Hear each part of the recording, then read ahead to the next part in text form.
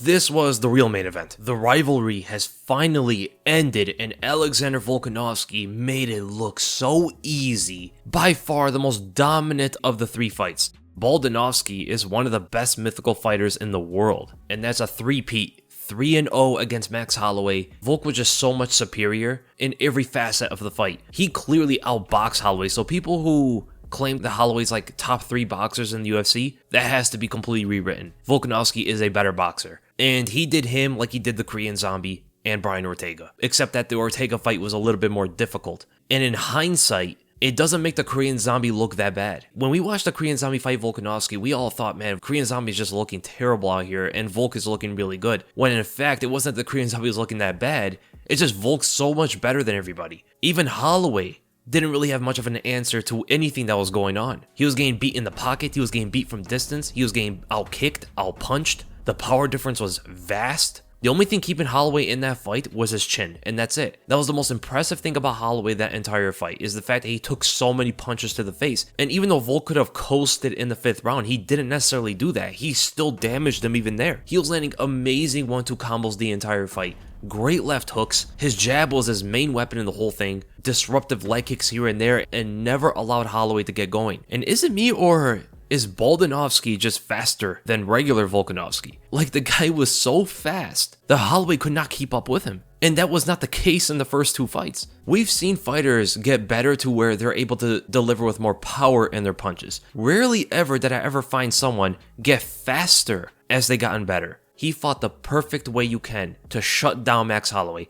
50-45 for sure. I'm actually kind of happy that the rivalry's over. I'm glad there's no more fights between these two. Volk is clearly the best guy there, but I do disagree with some things. I know Joe Rogan was talking about it the entire night. But no, Volkanovski is not the greatest featherweight of all time. This claim has been thrown around way too often, to where even Alexander and Max Holloway both said that Jose Aldo is the greatest ever. They have a lot to do to be able to reach his status. Volkanovski definitely is the second greatest of all time, but not the first. He has several more defenses to go to catch up to Aldo. Volkanovski definitely has a good claim as to the competition that he has beaten. I mean, he beat Holloway 3 times, he beat Jose Aldo, he beat Chad Mendes, Korean Zombie, Brian Ortega. He beat some really good guys, but he didn't have as long of a stretch as Aldo did. Aldo also had an amazing list of competition he beat. But the big thing that separates the two is the title accolades. And Rogan was saying that Volkanovski is the greatest champion in featherweight history, which is completely ridiculous in my opinion. When it comes to being a champion, you have to have like all the records in the weight class. And all of them go to Jose Aldo. He has the most title wins in the division, most title defenses, all while beating top-notch talent. So that was Volkanovski's 4th title defense. If he can get like another 2 or 3, then we bring him into the discussion.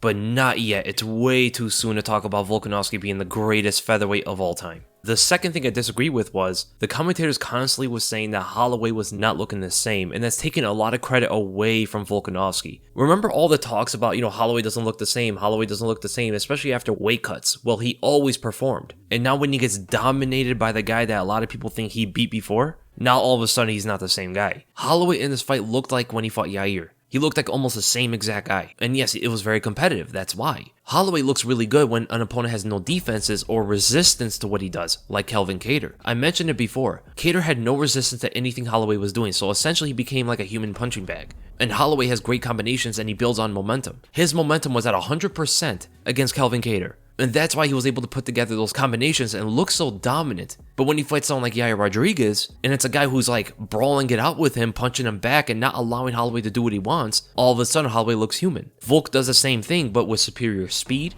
superior boxing skill, a ton of leg kicks, and the experience to know when to punch with Holloway and when not to. It wasn't that Holloway didn't look the same. It was that Volkanovski made Holloway look bad. He did not clear out that division yet. I know they were trying to say that after the fight, but it looked like they were trying to build up a lightweight move, which I'm not against. But at the same time, he did not clear out featherweight. He fought the same guy 3 times.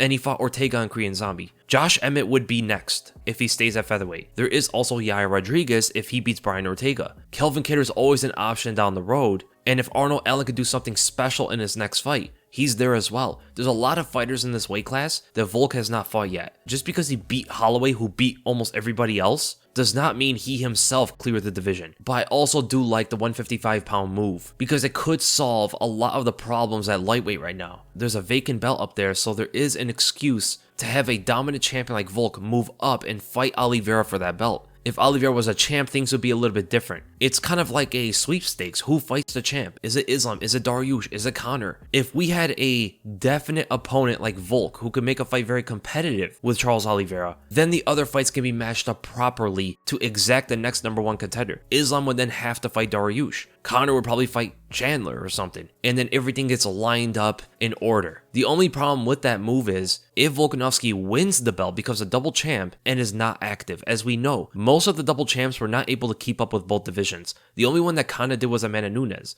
but because 145 was so shallow, she had a lot of time to do that. With Volk, he's going between two of the most stacked divisions in the UFC, outside of bantamweight. And there's so many contenders rising up in both weight classes, he's going to be super busy if he wants to take on that kind of challenge. But we do know he's hungry. We know he could put it to anybody in the world. I actually think a fight with Oliveira can be quite competitive. Oliveira is most likely not going to beat this guy in the feet anywhere it goes. I believe Volkanovski has better boxing overall, even though Oliveira has nice form in his punches. He's just too easily hit. It'll be very similar to when Volk was able to catch Korean Zombie over and over and over again. It's going to be a very similar thing with Charles Oliveira, except that Oliveira's going to be marching forward, pushing him back, as we saw that Volk was able to get pushed back from Holloway, and that's not a good sign if he fights Oliveira. And Oliveira's going to be looking to clinch a lot, which is going to neutralize a lot of the counter shots, right overhands and left hooks that Volk is very used to. And that's why it makes it a lot more competitive. It gives openings for Volk to catch Oliveira, but at the same time, Oliveira can counter those kind of attacks. So it really comes down to who is faster. I believe that's going to be Volk, and who can pinpoint their shots better. And Oliveira is very precise, man. He has amazing timing. And here's the other thing about this. Volk is hard to take to the ground, but Oliveira is bigger than him. So Oliveira could possibly muscle him to the ground by body locking him, picking him up, and slamming him.